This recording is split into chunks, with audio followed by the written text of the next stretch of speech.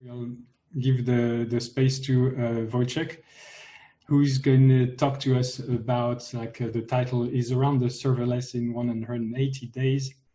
Wojciech is a software engineer consultant by heart and soul, he says. He's a co-founder of Pattern Match, and he's an advocate of serverless, DevOps, and cloud computing. Thank you very much, Wojciech, for joining us today. How are you doing? Oh, you're mute, Wojciech. Yeah, it's always easier to speak when you are unmuted. Thanks for the introduction, Sam. Hello, everybody. So we're starting a next talk. My goal will be to present a successful transformation to the serverless architecture and mindset. And yes, I said mindset because I strongly believe that the biggest challenge with the serverless adoption is in our attitude as a software developers, as software engineers. And I will try to show you and prove that statement. One caveat, my talk will be a counterweight for the awesome talk from Charlotte. There will be no such thing like coding and live coding, successful especially. So I will talk more about this particular use case, but in practice. Sam gave a great introduction of me. If you would like to find me on the internet, my handle is Afronsky, or you can find me on the website awsmaniac.com. Outside of that, I'm usually doing some help with the conferences and meetups. Also, I'm a translator of the Running Serverless by Gojko Agit, by the Polish version. So I don't expect that somebody will know Polish here, but if you know, there's a Polish version of that book as well. Enough of this shameless plug. Let the story begin. The whole idea for the talk and for the main topic is related with the close cooperation with one of our clients. And it started as a usual way when it comes to the IT consulting and advisory projects. We get an inquiry. But this was rather interesting inquiry because clients said that they cannot evolve, scale, their current application state, and they have a lot of troubles when it comes to the deployments, when it comes to the CI/CD, scaling the team, and so on and so on. When we dive deeper, it turns out that they are basically having a monolithic architecture, at least from the iceberg point of view, a tip of the iceberg that we thought initially. This sounds great because it's a proper motivation for ditching out the monolithic architecture. So that's what we do, and that's what we would love to help with. So it started with the regular work. We did the first step, so a review in the AWS account, a reconnaissance.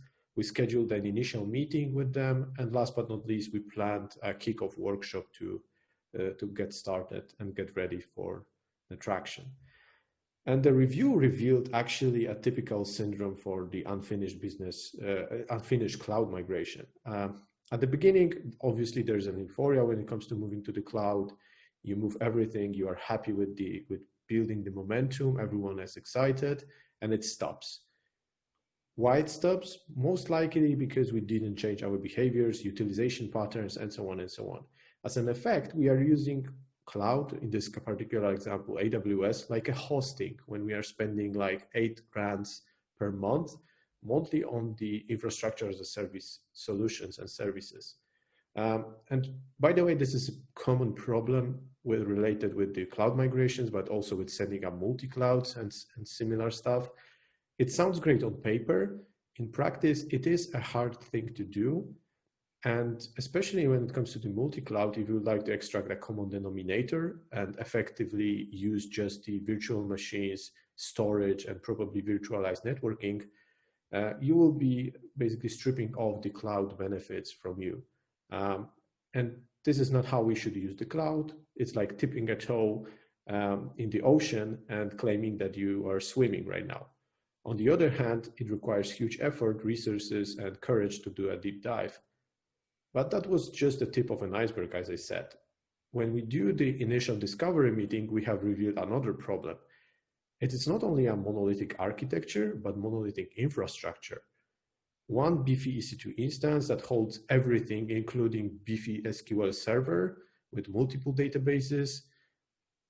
At the same machine, we've got multiple Windows services that are huge and monolithic, and applications doing so much work that are constrained by this beefy but still constrained box. And we wanted to step back here a little. So I know that it's very easy to throw statements and judge that this is a bad pattern or bad architecture, like, whoa, what an ugly monster. First things first, that's rude. It's someone's brainchild, so how dare you?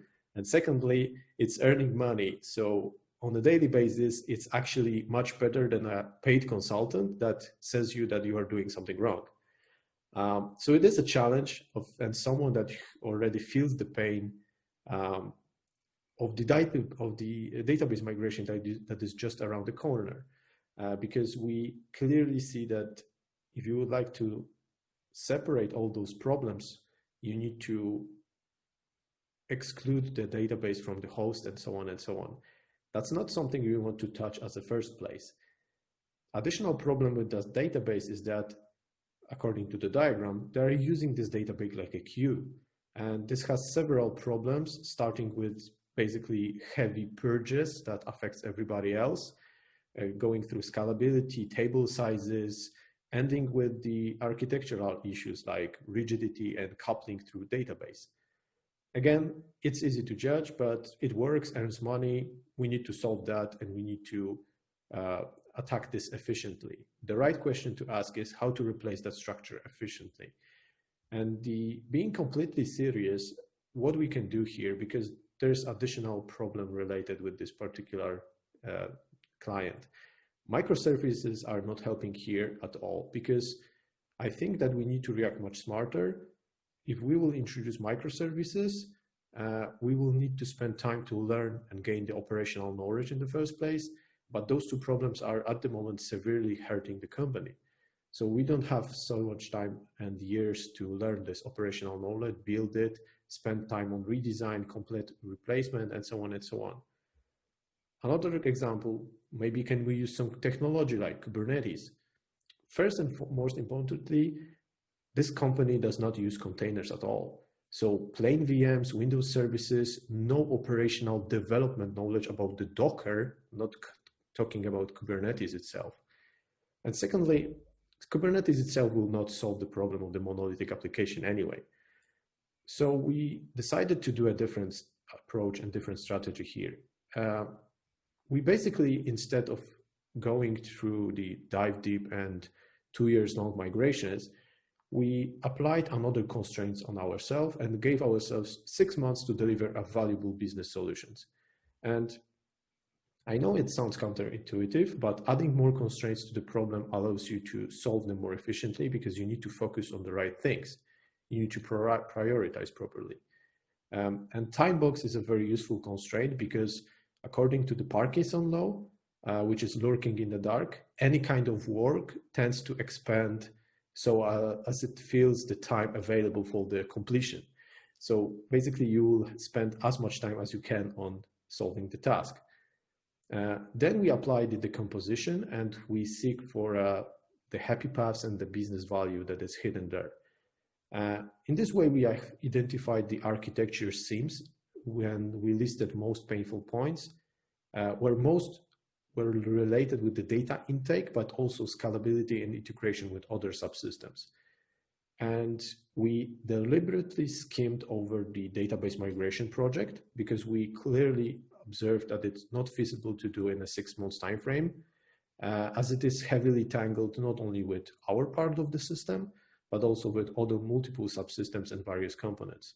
However, as a side effect, at the end I will tell about that, we returned to that topic with much clearer head, and we actually starting the redesigning and untangling the database anyway.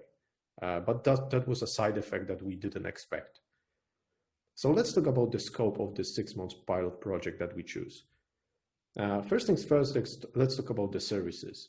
We have identified that we can use Amazon S3 and Amazon SQS for the incoming transactions instead of using the queue inside the database.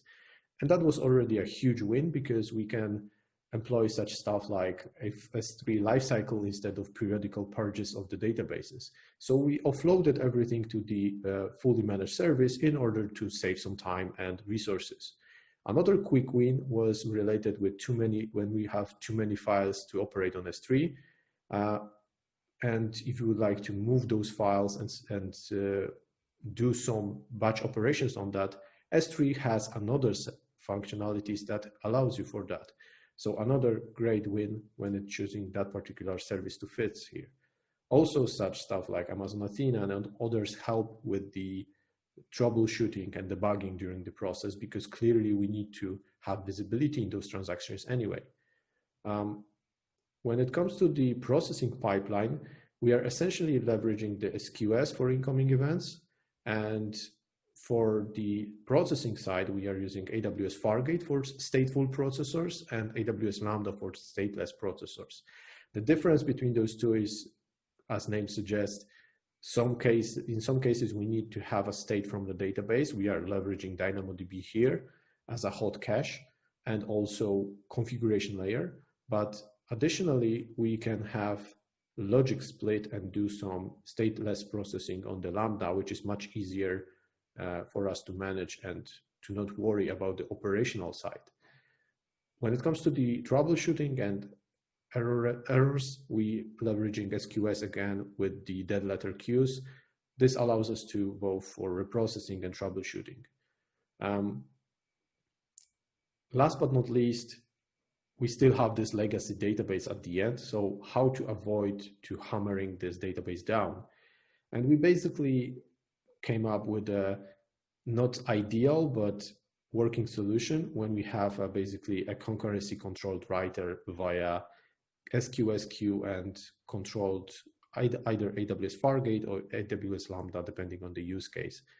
And then we can actually control the and scale down those ability when it comes to the parsing layer and processing layer, and then save some resources when it comes to the catching up with the legacy database and not hammer it down.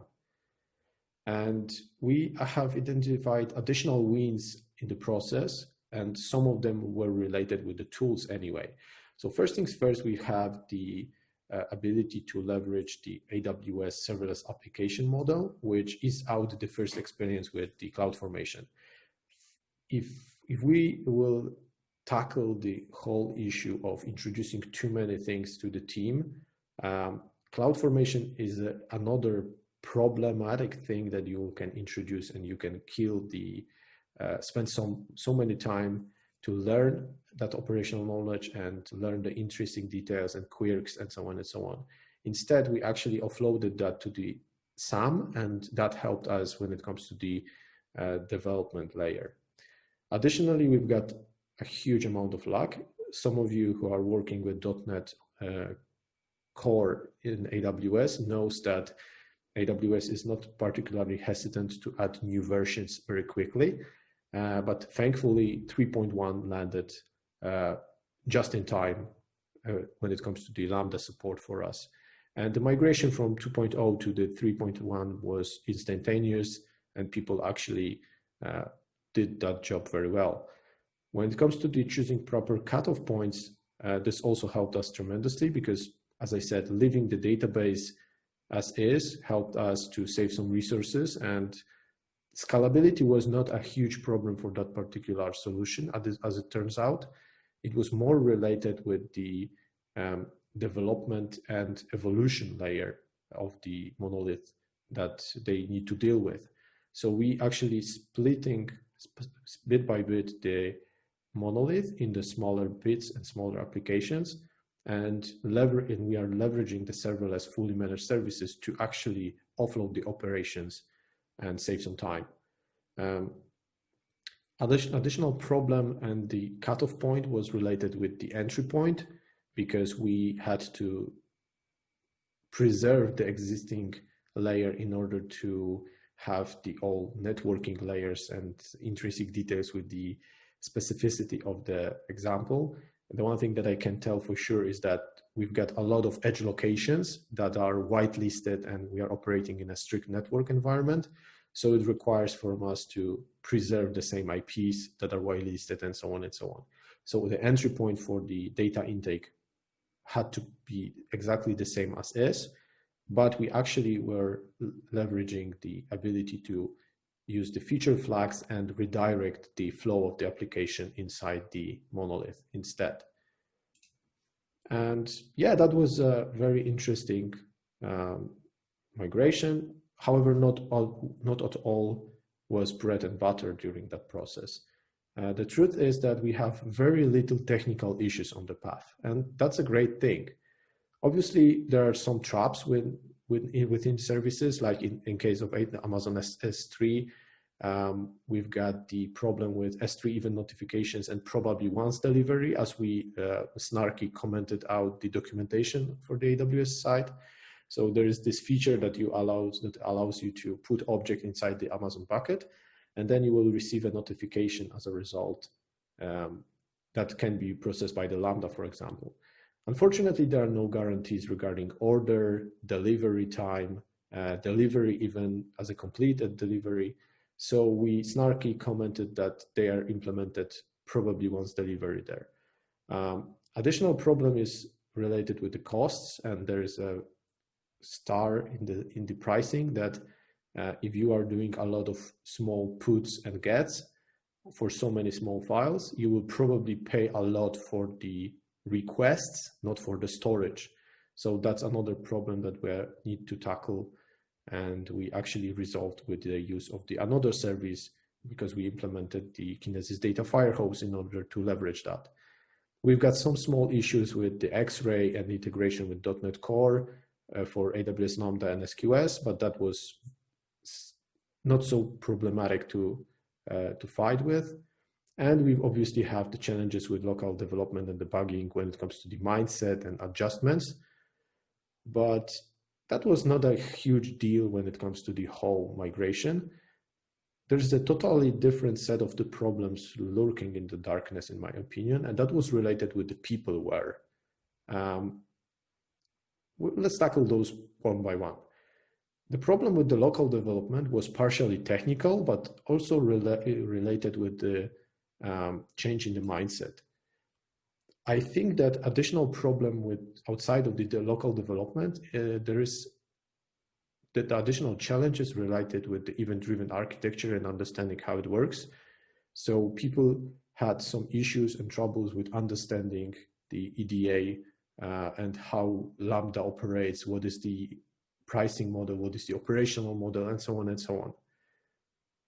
When it comes to the operational change, it was even harder. A great example was how much our team fought for the access to the production AWS account to help operational teams with the troubleshooting. And again, it's very easy to judge, but the truth is that change doesn't happen overnight, and those people need to prove their trust to the operations people that they will not make their job more miserable at the end.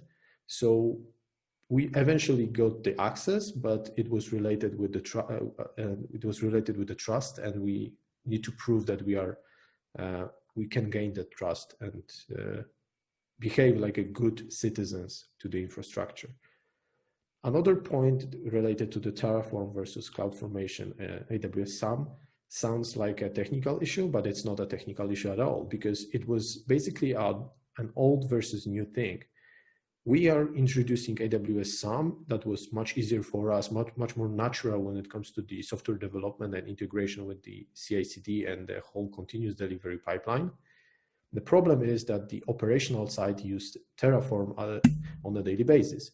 So we had to differentiate between those two layers, choose a cutoff point where the development team takes over, and then provide the other stuff in the Terraform for the people on the operational side to get the familiar thing for them, instead of introducing the whole new world and whole new technology for them.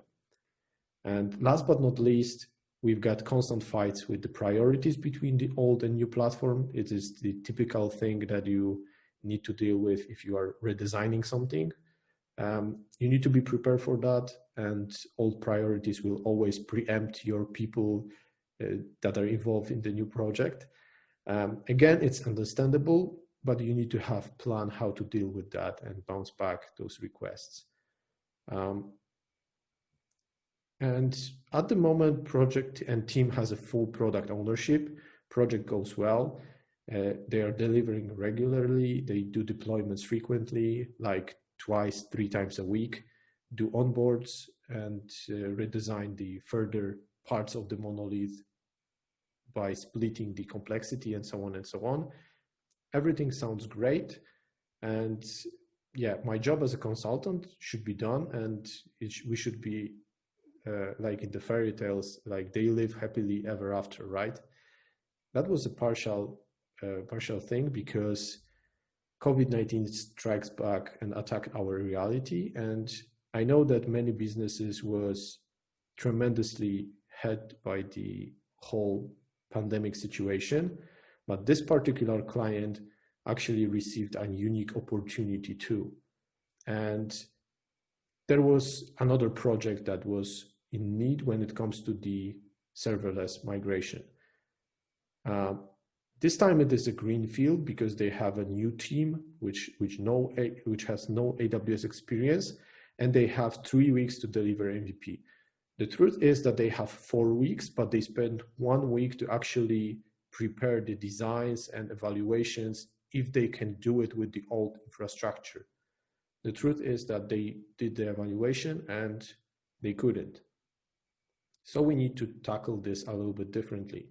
I have convinced the team that this 3 weeks MVP is doable. We will have a huge technical depth, but we can deliver this in 3 weeks. But again, we need to cut off some stuff, do the composition, and narrow down the scope. As a result, we have the successful delivery on time, and it turned out that technical challenges were not an issue again. We've got more problems with the peopleware during that process. What was that project? Basically, it is a real-time video processing engine that evaluates each frame based on the previously trained model that should scale to having hundreds of video streams, obviously, eventually. But yeah, you get the point that in 3 weeks, it's not possible to do. And luckily, we have that model working and already trained. So that was another huge luck on our side.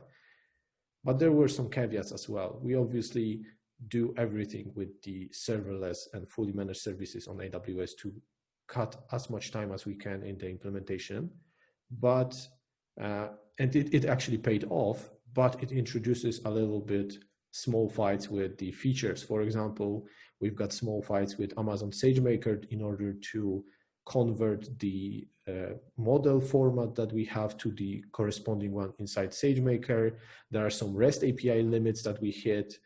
There are some hidden data transfer costs that we discover. After 1 day and a half, everything worked flawlessly anyway. We overcome those issues. Another problem is that some services on AWS are deliberately not serverless nor event-driven, like Kinesis video streams doesn't have any integration with AWS Lambda. Of course, there is an integration with Amazon Recognition Video, which is the absurdly expensive service, but you can do it in a fully serverless and fully managed way. The problem is that we need to use our custom model, so Recognition Video is out of the scope anyway.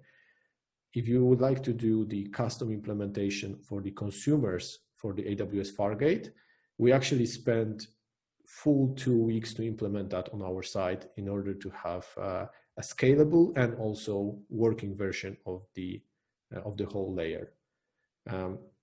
Additionally, we discovered in anger, unfortunately, that some Amazon CloudWatch costs can be also really high, and we need to deal with that as well. However, at the end, the whole solution is cost efficient, it provides revenue, and it's scalable since day one. Obviously, there's an air quote because we cut off as many points on the delivery time in order to fulfill the 3 weeks that we spent another month to actually go back in time and reduce some work in order to have it scalable. But we were able to onboard 50 camera streams at the day one, and we actually onboarded more cameras on the old version day by day. Eventually, after 3 weeks of onboarding, we hit the hard limit when it comes to the AWS Fargate layer that we wrote in a not ideal way, and that's why we need to re-architect the whole solution. Again, as I said, the main challenges was related with the peopleware and convincing people that they will be able to deliver and smash that accidental complexity. Because if you will think about it, and if you will go into someone's shoes that doesn't know AWS, and now somebody tries to explain you that, well, we will do this solution with those 14 services connected with the arrows and everything will be fine. Those people will not believe that, because they see only complexities, unknowns, and so on and so on. And the whole challenge was related with to actually explain and build the trust, and also to build the confidence that they will deliver that, and those services will actually help them at the end. So let's do a recap what we achieved there. As I said, at first, let's talk what we can do better. Definitely, we can go more serverless than we are currently. We can go deeper. We are currently using Amazon Kinesis Data Firehose as an entry point, and we should use that service since the start, but we couldn't because of the whitelisting and so on. I think that we can also go with a predictable and planned monolithic database split, and that's the side effect that I explained to you. As it turned out, by accident, we have untangled the first piece that can be migrated to during the first phase of the monolithic database split. And we did that by accident because someone actually discovered that after redesigning the monolith internally, we can actually separate the one of the database into two databases and have full separation if we will move this one bit here and this one bit there. So rethinking the whole idea helped with the simplification process and actually untangled one bit. And probably after moving this bit, we will be able to move another one, and so on and so on. Gradually, we'll migrate off the whole project. Maybe we'll use AWS Database Migration Service, who knows? Maybe we'll do it manually, depending on the necessity and needs. I think that the best three things that are related with the serverless services was related to building the cloud native culture in anger and on a very fast pace. It resulted at the end with a much better product ownership, in my opinion, because the operational effort and the learning curve was smaller and learning curve was less steeper, and people can engage much easier into building and operating that product at the end. So obviously we will not hide from the complexities of the distributed systems, microservice architectures, and so on. But those people were certain and confident that they can actually operate and manage that solution in the production at the end. That was not the case when they started this project, both project 1 and 2. Both teams, they didn't have any experience and expertise in managing their software in production. I know that it sounds like an anti-pattern, and in many organizations we are already beyond DevOps culture, but there are still some companies where such situation is it's not a status quo. So you need to build that cloud native culture in anger instead. Another point about the fully managed services was the scalability and availability built into the solution, and that helped to actually ease the operation, but also help to when it comes to the operation and gain the confidence with that. That came with the lower maintenance cost and effort, and helped the IT team, operations team that was already overloaded to not be overloaded by the new projects anyway. And obviously faster development and evolution, but you need to know what you are doing. I'm really proud of both teams because I think that we won in a tremendous way because of that built cloud native culture and product ownership since day one. I was proud because they fought over the access to the production account. They took care about the costs since day one. They even produced very complicated spreadsheets that calculated everything dynamically when it comes to the costs and cost efficiency of the whole solution.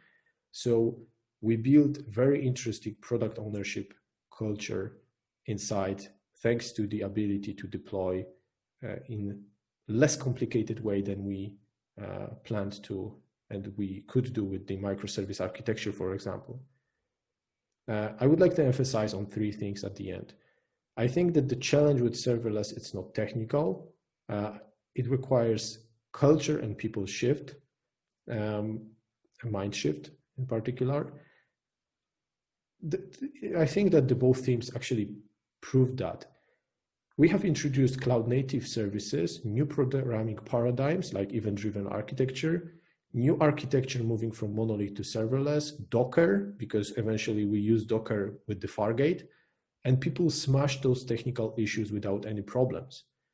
The biggest challenges that we observed were related with approach to the software development and how they have to change that approach in order to deliver.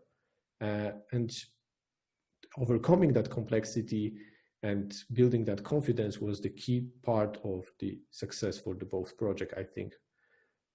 Secondly, I think that you can be really fast when it comes to the software development process, thanks to the fully managed services and serverless. Caveat, you need to know exactly what you are doing, and you need to be very diligent about choosing the path. Otherwise, you will drown into the accidental complexity of the cloud services portfolio, and eventually you will get nothing. And as a third thing, I think assuming that you know what you are doing and team is capable of technical delivery, I think that there is a shortcut from monolith to serverless, and you don't have to invest initially, at least initially, time in learning microservice architecture complexities. Don't get me wrong, it doesn't mean that you will escape this. Eventually you will face it because the serverless and microservice have common denominator. As I said, those are distributed systems by nature. What I wanted to say is that with serverless and fully managed services, issues will surface later in the process. Operational complexity is much lower and will be easier to attack and build that cloud native culture in anger, in a more pragmatic way, still delivering the value to the client. Yeah, and that's everything what I prepared today. Thanks for the presence and attention. And if there are any questions, I will happily answer them. Thank you very much, Wojciech. It's a very interesting take on this. We actually already have one question from you, co-speaker Charlotte. Do you want to ask your question, Charlotte? Can do it out loud too. Did you choose AWS because your client was already there and using it? And the second part, how do Azure and GCP compare to AWS in regards to serverless, coming from a complete serverless noob? Wow, so yeah, let me unpack those 2 questions. So first things first, yeah, we choose AWS because client was already there. So we have the easier part. They invested a lot of time when it comes to the migration. So we basically wanted to be sure that they will gain even more from that migration. So we didn't even thought about changing the cloud provider. Speaking about the serverless and for the Azure and GCP, I think that AWS as let's call it an innovator in that space, because they clearly started the whole movement with Lambda, at least at the beginning. There were times that they were ahead when it comes to the feature set. Nowadays, I think that GCP is catching up and Azure is also really, really close to them as well. I think that the biggest change was actually related with Kubernetes movement and introducing Knative, for example, which is pretty interesting thing at the end. If you would like to be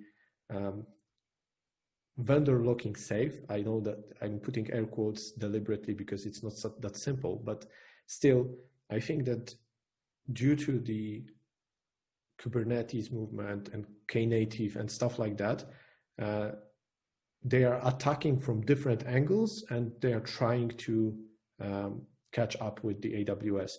I think that still AWS has the broadest portfolio and the biggest maturity when it comes to the services in general. But I think that those two companies are catching up, and they need to come with something clever nowadays to be, again, ahead of the competition significantly. Awesome. That's very helpful. Thank you. Thank you indeed. I don't see any other written. Oh yeah, it just came in. Sumit asks, did private/hybrid cloud infra was part of this? Yeah, so that is a good question. Indeed, they have some, there is a hybrid cloud setup, but everything that we touched in the first project was actually already moved to AWS, but in this strange fashion that you've got one beefy instance and so on and so on. So we had everything in AWS, but it was monolithic architecture and monolithic infrastructure at the same time. So we've got a little bit, a huge handicap in that regard, that we already have this in place in AWS. But there are some services, for example, that are integrating with those legacy databases, which are still on-premise. And there is the VPN setup that actually bridge those two those two sites, sorry. Okay, we have a couple more, I think. So the first one from Shiwen, who was asking, what is your opinion on the vendor lock-in aspect of serverless services in AWS? Okay, so that may be controversial. In my opinion, vendor lock-in, when it comes to the serverless services, there are two sides of the same coin, in my opinion. There are some services that are clearly huge vendor lock-ins. The biggest example, in my opinion, is, for example, Cognito. If you will use Cognito for authentication and for the authorization layer in AWS, you are pretty much deeply vendor locked inside AWS. Migrating off the Cognito is not that simple. And generally, IAM as a thing can be a huge thing when it comes to the cloud vendor lock-in. When it comes to the AWS Lambda, I think that we are at the moment in a state that it's obviously not interchangeable one-to-one between cloud providers, but it's not as problematic to change, and you will be able to migrate between AWS Lambda and, for example, Azure functions in some, obviously with some development work, but it's not a huge deal and huge problem like with the other services. I think that when it comes to the serverless services and vendor lock-in, we are usually looking in the wrong place to seek for a black sheep of the vendor lock-in, because many people are actually pointing out on the Lambda, where I think that there are more problematic services to migrate off if you will use them, and they are available in the AWS. Another great example is Aurora Serverless. It's a great thing. It's amazing service, to be honest, because we are using this as well in a different project. But migrating off that and actually having the same service in a different cloud provider or building some such thing on your own is literally impossible. So if you will go there, you need to be extremely diligent about that particular move. Thanks. I hope it answers your question, Hiwen. Juan Carlos had like a comment in the same lines. He says, Lambda is great. The paradigm about serverless is pretty cool, but vendor lock-in is a pain. We will see if things like Knative and related are coming to be standard on this topic. Feel free to unmute yourself, Juan Carlos, if you want to pick up a discussion on that. Yeah, sorry, I am multitasking here, and I am involved in another couple of calls. Sorry about that. But yeah, like I love I think the talk was great, and all these technologies are amazing. They are reducing a lot of pain and overhead in the teams, and they allow you to spin and grow very fast. But at the end, is like you are almost giving your blood to AWS or any other cloud providers if you are choosing other one. So, I am really interested on see how this, because at the end Docker is getting is a standard now by facto. I am coming from all times where we were using other things that they were not Kubernetes, like Swarm or Joyen or even Rancher, when Rancher was a proper container orchestrator. I think we are going to see the same with the serverless and this function as a service. So hopefully at some stage there is some kind of standards, because I suffered a couple of problems when I was moving pieces from one provider to another, or companies that are preparing disaster recovery, so they want to do these kind of things. That was my phrase thinking about that problems. I don't know what you think about this. And Yankee, really good presentation there. Yeah, thank you very much. Yeah, I partially agree with you. So I totally understand the point about migrating. For example, the disaster recovery example is great. If you would like to have multi-cloud disaster recovery setup in serverless architecture, yeah, I think you are in trouble right now. If you would like to have exactly the same pieces in 3 cloud providers that are having exactly the same capabilities, you are probably out of luck here. And you will need to go to a common denominator, which is basically stripping off the features, and that's not the way we should use the cloud. I also agree with the point that Docker containers are starting to are basically the gold standard right now. The one thing that I would like to throw as a stone into consideration is that we don't know what will happen with the Docker ENC, and we already see some movements, like with the Docker container repository, some changes in the licensing and the not licensing, but in the agreements and with the SLAs. What a topic! The Docker Hub thing, it's a cool topic these days. Yeah. So what I wanted to say is that we don't know what they will use eventually and how they will behave eventually, and we already see some fragmentation. There is, I believe, there's a Rocket, there's other stuff alternative to the Docker. There's a Podman, if I recall correctly. So yeah, there are some things that they will be maybe in future riskier when it comes to the container space. Anyway, it's trying to be a fortune teller, which is always the hardest part. Good discussion. Thank you both. Some more compliments for you from Rashid. Thank you, Rashid. Thank you very much. Anyone has more questions for Wojciech? There are a couple of comments in the chats. One from Sebastian, who says he uses Docker client for local Kubernetes testing and he's on Windows. That's interesting. And Juan Carlos feels like the new WSL setup looks promising for MSWin. Yeah, I can actually assist in that regarding the WSL too. So I'm a huge Linux fan, but this project obviously, as I said, is Docker.NET Core, and I was very surprised, positively surprised how the WSL and also in general Microsoft landscape evolved in a good direction. So for example, PowerShell is awesome, and I'm a hardcore Linux user, and I'm saying that with full state of mind and being truth about it. So yeah, I think that they are going in the right direction. Juan Carlos seems to share your pain. So.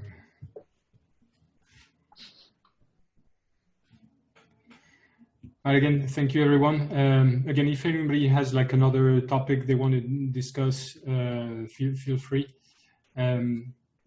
But I would like to make sure that, again, I thank both Charlotte and Wojciech for talking today and giving 2 really awesome presentations. It was really a pleasure to have you both at Software Circus. So thank you very much. Thank you for hosting. My pleasure. Okay, so thank you very much. No worries, Wojciech. It was a great contact from the beginning. It's like I really enjoyed working with you. So it seems like a conversation is dying down a little bit. So maybe we can call it a day. Slightly early on the schedule, but those are meetups. That's how it works. We go with the flow. I would just assume people are picking their costumes for next time. Yeah, they better be. Which reminds me, I will shamelessly plug again the softwarecircus.io URL. Please visit. It's not just like a boast. We had a lot of success with the previous one, a lot of fun. Everybody seemed to enjoy it. So please visit softwarecircus.io and register. It's free. There's no clickbait there, and you won't regret it. Thank you again, everyone. I wish you all a very good evening, and I will see you at the next Software Circus. Thank you. Cheers. Thank you. Bye. Thank you. Goodbye. Goodbye.